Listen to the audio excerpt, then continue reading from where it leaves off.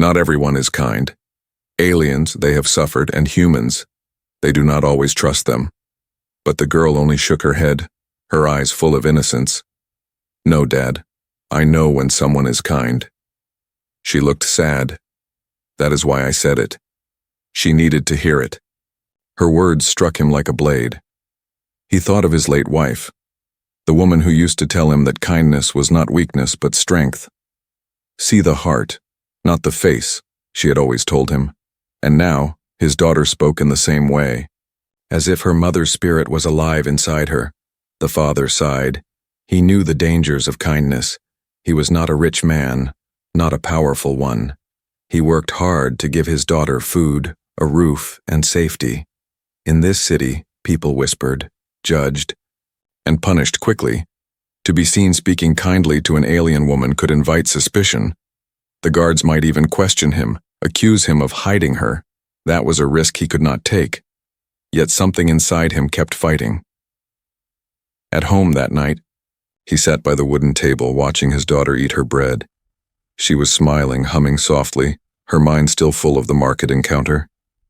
"Dad," she said suddenly, "do you think we'll see her again?" He hesitated. "Why would you want to?" he asked. The girl looked at him with wide, clear eyes, because no one should be alone. She looked like she was carrying a heavy stone on her back. "I think she needs a friend." The father could not answer. Her innocence was pure, but the world outside was cruel. He rubbed his forehead, his thoughts heavy. How could he explain to her that helping an alien was dangerous? How could he explain that humans and aliens had fought wars, spilled blood, broken trust? Even now, years later, peace was fragile, and suspicion lived in every corner of the city.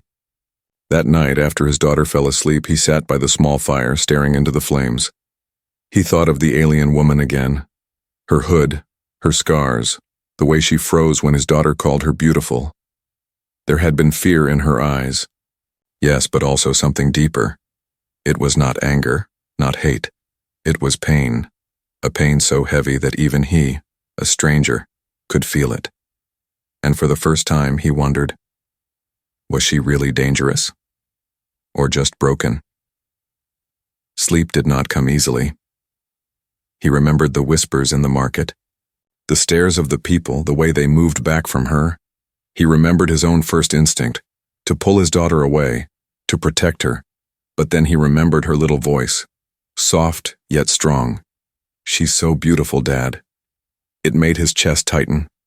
Because maybe, just maybe, his daughter had seen something he could not. The next morning, he walked his daughter to the well to fetch water. The city guards were already moving through the streets, checking faces, searching for strangers. The people whispered again, rumors of aliens hiding nearby.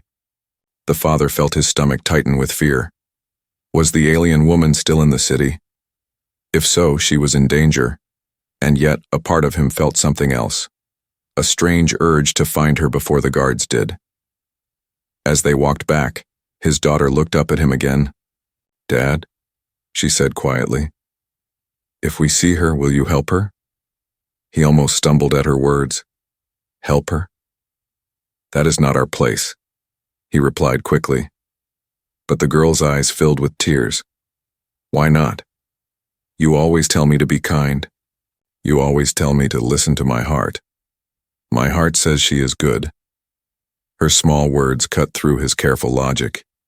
He wanted to tell her that the world was not that simple, but when he looked at her innocent face, he remembered the promise he had made to his wife before she passed away, to raise their daughter with kindness, to never let her heart grow cold. Now his daughter was holding him to that promise. By the time they reached home, the father felt torn in two. One path was safe. Ignore the alien woman, forget her, protect his daughter from danger. The other path was dangerous. Seek her out.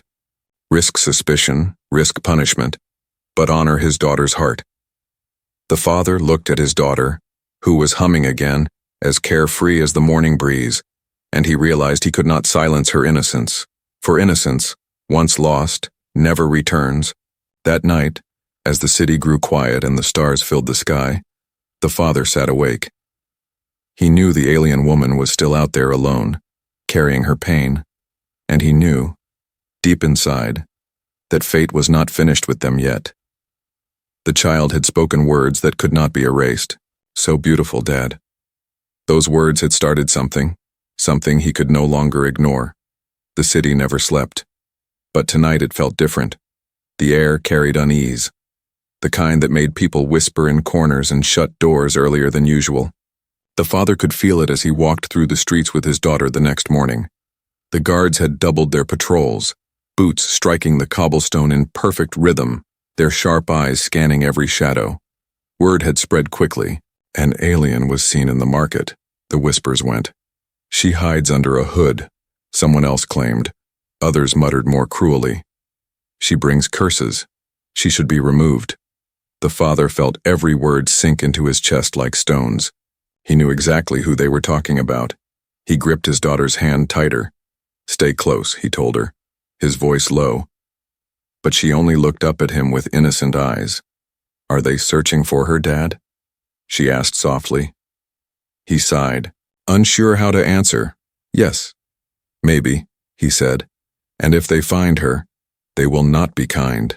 The girl frowned, her little face full of defiance. That's not fair. She didn't hurt anyone. The father wanted to explain, wanted to tell her that fear did not need reason, that people attacked what they did not understand. But before he could, a shout rose from down the street. 2 guards were questioning a merchant, holding up a scrap of fabric. Dark cloth, torn at the edge. The father's heart tightened. It looked like part of the cloak the alien woman had worn. He quickly pulled his daughter to the side street away from the patrol. His mind raced. If they were that close, the alien woman was still in the city. And if they found her first, there would be no mercy. Later that day, while returning from the well, he saw her again. She stood near the edge of the market, half hidden between crates and shadows. Her hood was still low, but he recognized her stance. The tall frame, the way she carried herself as if ready for battle even while trying to stay invisible. His first instinct was to turn away, to pretend he had not seen her. But his daughter's small hand slipped from his grip. Before he could stop her, the girl ran toward the alien woman. Her clear voice cut through the marketplace noise. There you are, she cried with joy. The alien woman stiffened, her body tensing like a cornered animal. Her scarred face turned toward the child, her eyes wide with shock. The father rushed forward, his heart pounding. Come back, he hissed, reaching for his daughter. But it was too late. The girl had already wrapped her small arms around the alien woman's hand. She's my friend, she announced loudly. Several heads turned, whispers started again. The alien woman froze, unsure what to do. Her instincts told her to run, to pull away, but the warmth of the child's grip held her still. The father finally reached them, pulling his daughter gently back. His eyes met the alien woman's for a brief moment. There was fear there, but also something else. Desperation, as if she was silently pleading with him not to betray her. He looked away quickly, his chest tight. Already the crowd was watching, suspicion growing. Take her away, a woman muttered nearby. Why let a creature like that near a child? Another hissed. The father felt anger rise inside him, but fear kept his mouth shut. He pulled his daughter close and whispered urgently, You mustn't say such things out loud, do you understand? But the little girl only shook her head stubbornly. She is my friend, Dad. I can see it. The alien woman's throat ached as she listened. Her chest felt heavy, torn between shame and gratitude. She wanted to disappear into the shadows, but the girl's words rooted her in place. No one had ever claimed her as a friend. Not since the war. Not since her exile.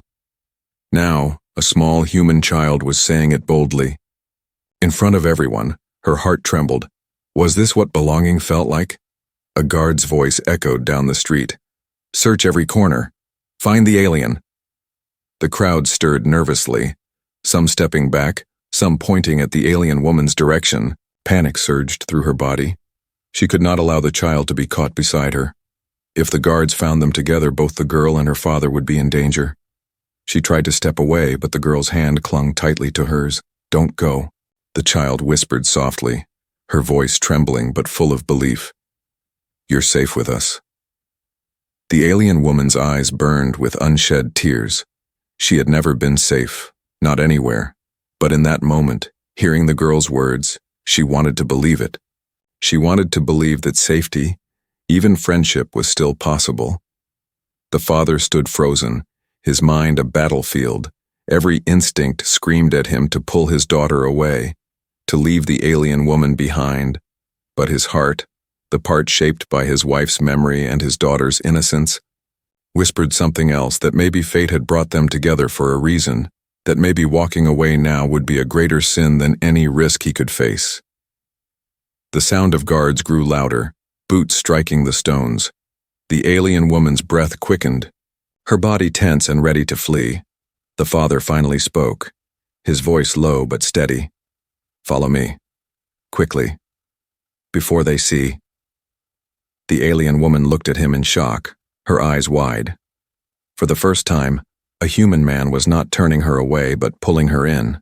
She hesitated only for a second, then nodded. Together they slipped into the narrow back alley, the little girl still holding tightly to the alien's hand. And as the three of them vanished into the shadows, the crowd's whispers grew louder behind them. Suspicion had begun, and soon the whole city would know. The small house stood at the edge of the city, built of stone and wood, simple but strong. It was not large, only 2 rooms and a small kitchen. But for the father and his daughter, it was home now. For the first time, an alien woman crossed its threshold, her tall frame almost too big for the narrow door. She stepped inside slowly, her hood still pulled low, her sharp eyes scanning every corner. Her instincts told her it was dangerous. Humans had never given her shelter before, only threats, rejection or violence.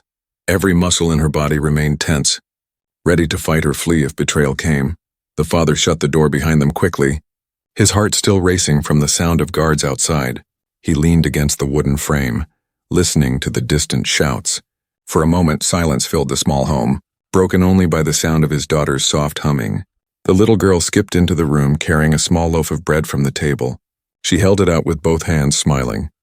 "Here," she said brightly.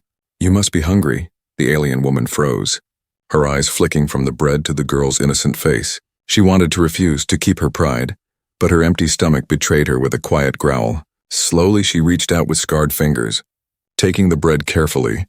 Her hand trembled as if the simple act of receiving kindness was heavier than any weapon she had ever carried. She tore a piece and ate silently, her sharp teeth working quickly.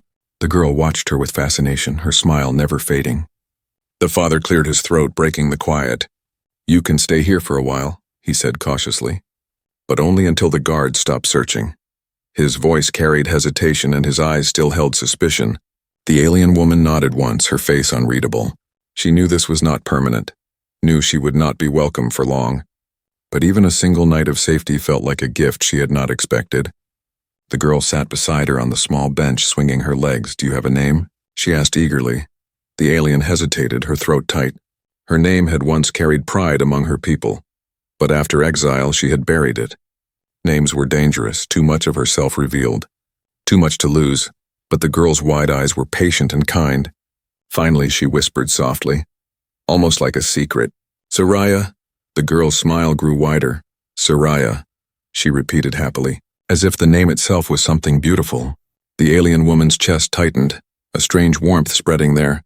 It had been years since anyone had spoken her name without scorn. The father watched silently. His hands folded, he did not trust easily, and the risk of hiding her made his stomach twist. Yet he could not deny what he saw. His daughter, laughing and smiling beside the alien woman, her fear replaced by pure joy. He remembered his wife's voice again, echoing in his heart. See the heart, not the face. He had promised to raise his daughter with kindness, and perhaps this was the test of that promise. Later that evening, the 3 of them sat by the fire. Soraya kept her hood low, though the girl kept tugging playfully at it. "Why do you hide your face?" the girl asked innocently. Soraya stiffened, her scars burning as if the question itself was a blade. Before she could answer, the father spoke gently. "Some wounds are not easy to show."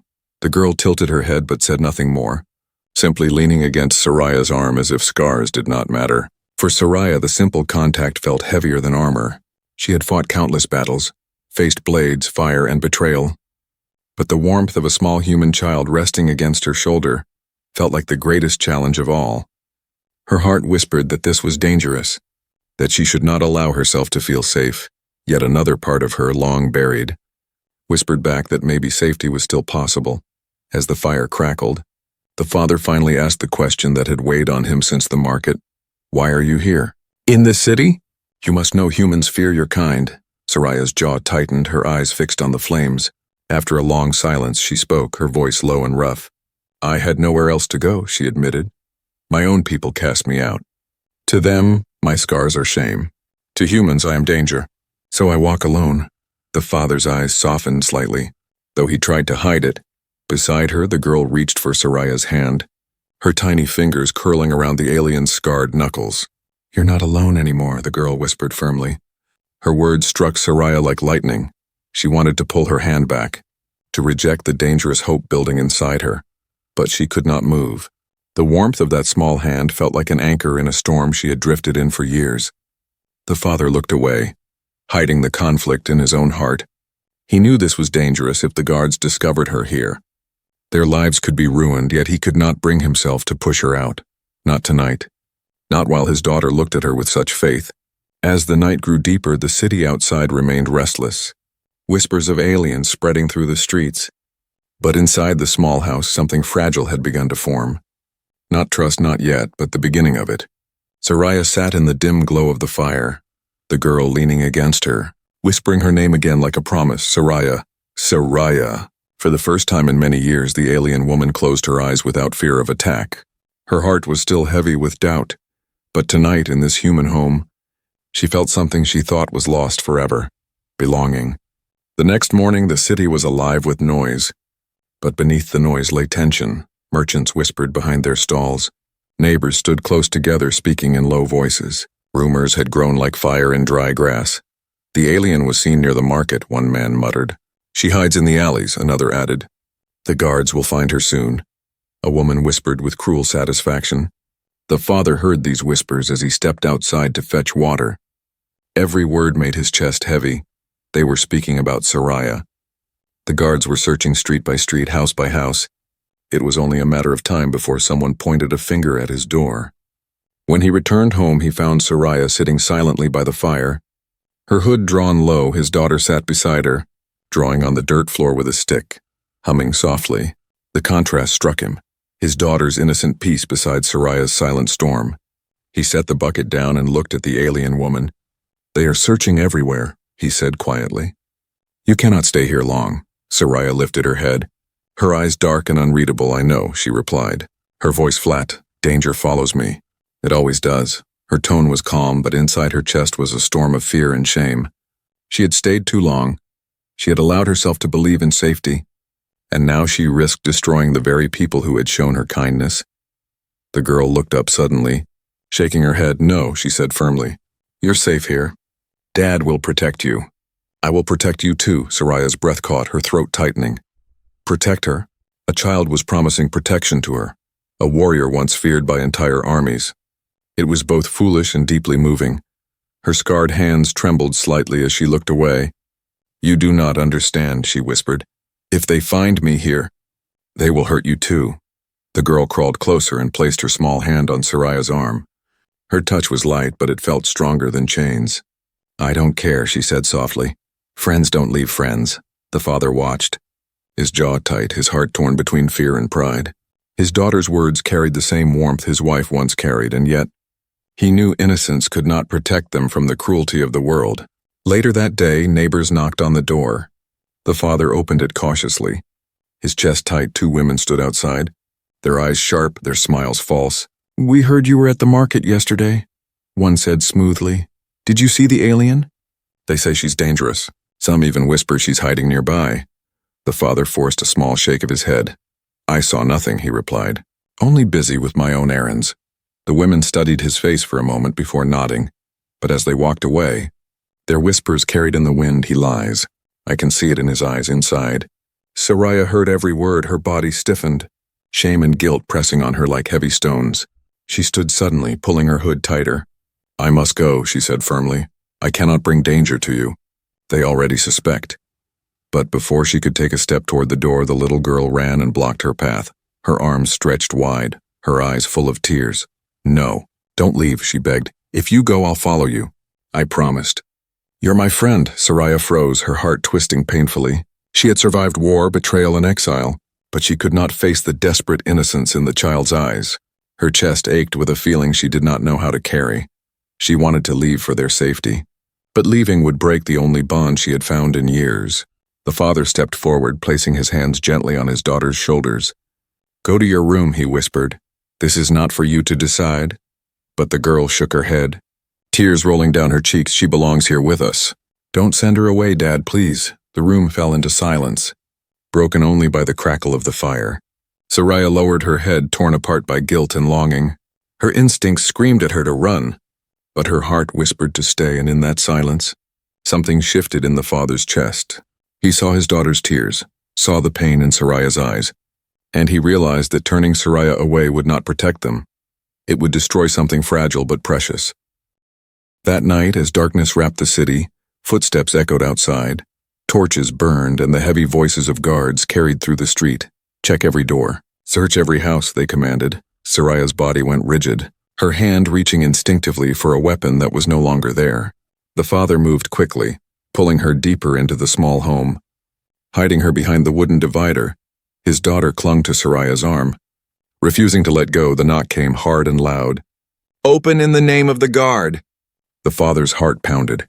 He knew this was the moment. If they found Soraya here, everything would end. His daughter's innocence, his family's safety, Soraya's fragile hope. Everything could be shattered with one wrong move. He took a deep breath, forcing his voice steady. "I'm coming," he said loudly. Walking to the door as he lifted the latch, his mind screamed with questions. Would he betray Soraya to protect his family? Or would he risk everything for the stranger who had begun to feel like more than a stranger? Behind him, Soraya closed her eyes, holding the little girl close for the first time in years. She prayed silently, not for herself, but for the humans who had shown her kindness. And as the door creaked open, the future of all three hung by a single fragile thread. The heavy knock rattled the wooden door again, louder this time. "Open up." "City guard," a voice barked. The father's hand trembled on the latch, his heart beating so hard he could hear it in his ears. Behind him, Soraya stood stiff, her hood drawn close, her scars hidden in shadow. The little girl clung to her arm, refusing to let go. The father opened the door slowly, trying to appear calm. Two guards stood outside, torches in hand, their steel helmets gleaming in the firelight. One guard's eye swept over the father sharply. "We've had reports," he said firmly. "An alien was seen near this street. Some say she was with a child. Have you seen anything suspicious?" The father swallowed hard, his throat dry. He forced a shake of his head. "No. Just me and my daughter. We don't cause trouble here." The second guard leaned forward, his gaze narrowing. "May we look inside?" "Orders are to search every house." The father's chest tightened. If they entered, they would find Soraya immediately. He stood frozen, his mind racing for an excuse. But before he could answer, a small voice broke the silence. "She's here," the girl said suddenly, stepping out from behind the divider. Her tiny hand was still wrapped around Soraya's scarred fingers, pulling her into the light. The father's eyes widened in shock. "No," he whispered harshly, but the words were too late. Soraya stumbled forward, her hood falling back. Revealing her scarred face, the guards stepped back in surprise, their hands reaching for their swords. For a moment, time felt frozen. Soraya's chest heaved as if she was ready to surrender, her shoulders slumping as though she had already accepted her fate. Her lips parted to speak the words she had spoken too many times before. "I will go quietly." But before she could finish, the little girl darted in front of her, her small body standing between Soraya and the sharp blades. "Don't hurt her," she cried, her voice trembling but fierce. "She's beautiful, she's kind. She's my friend." The guards froze, glancing at each other in confusion. This was not what they had expected. Children did not protect aliens. Children feared them. The father rushed forward, pulling his daughter close, his voice shaking.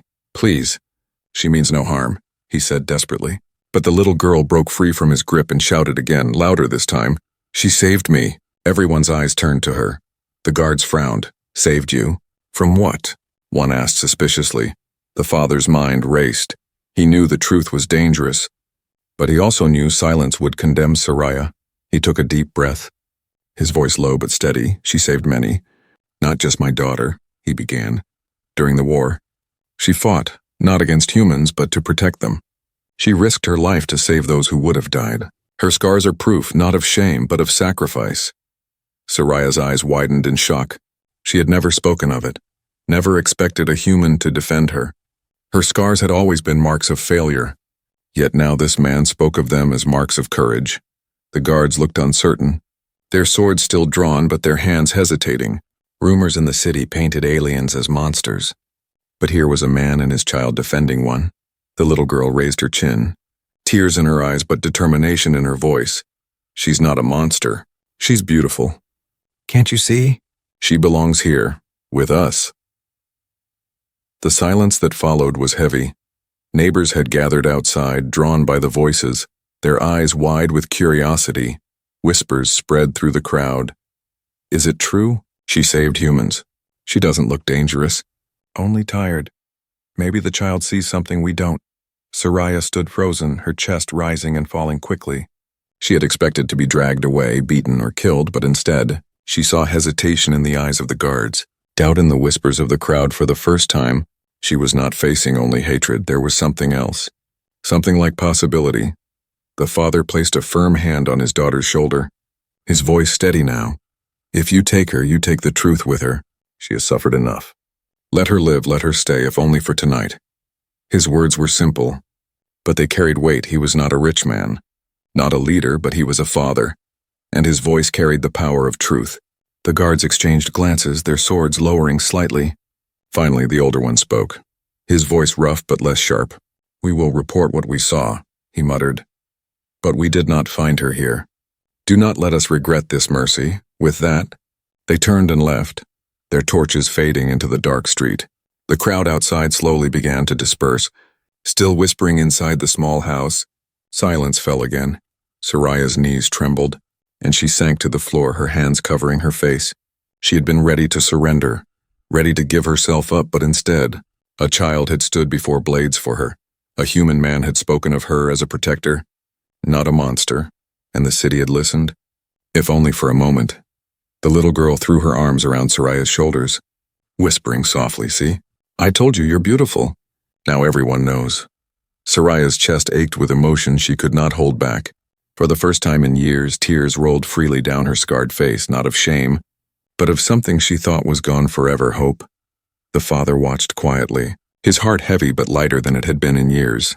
He knew danger was not gone, that more trials would come. But he also knew something had changed. The line between human and alien had blurred. If only a little, and maybe, just maybe, that was enough to begin again. The torches outside faded one by one, until the street grew quiet again. The father closed the door with shaking hands, leaning against the wood as if his strength had drained away. For a long time no one spoke. The only sound was the soft crackle of the fire. Soraya sat on the floor, her hood fallen back, her scarred face lit by the warm glow. Her chest rose and fell quickly, her eyes wet with tears she had tried to hold back. The little girl stayed beside her, arms wrapped tight around her shoulders, refusing to let go. "You're safe now," the child whispered again and again, as if her words could shield Soraya from the world. Soraya lifted her hands slowly, staring at the scars across her skin. For years, they had been chains, marks of shame, reminders of exile, proof that she was unwanted. But tonight, before strangers and guards, those same scars had been spoken of as proof of sacrifice, proof of courage. Her heart trembled, her mind struggling to accept it. Could she really believe it? Could she really let herself be more than the monster the world named her? The father finally spoke, his voice low but steady. "You cannot stay hidden forever. The city knows you are here. The guards may not return tonight, but tomorrow, or the next day." Soraya lowered her head, expecting rejection, expecting him to tell her to leave, but then he continued, his tone softer. "Yet if you choose to stay, we will stand with you. My daughter has already chosen you as her friend." "I will not tear that bond apart." Soraya's eyes lifted in shock, meeting his. There was still caution in his gaze, still fear. But there was also something new. Respect. Maybe even trust. Her lips parted, but no words came. She had no language for this kind of acceptance. The little girl tugged at her hand excitedly. "You don't have to hide anymore," she said brightly. You can sit with us, you can eat with us, you can be with us. Her innocent words filled the room like sunlight breaking through clouds. Soraya's chest tightened, tears threatening again. I do not belong here, she whispered, shaking her head. But the child only squeezed her hand tighter. You do. You belong with us. Outside, the whispers of neighbors had not completely faded. Some still doubted, some still feared. But the seed of change had been planted.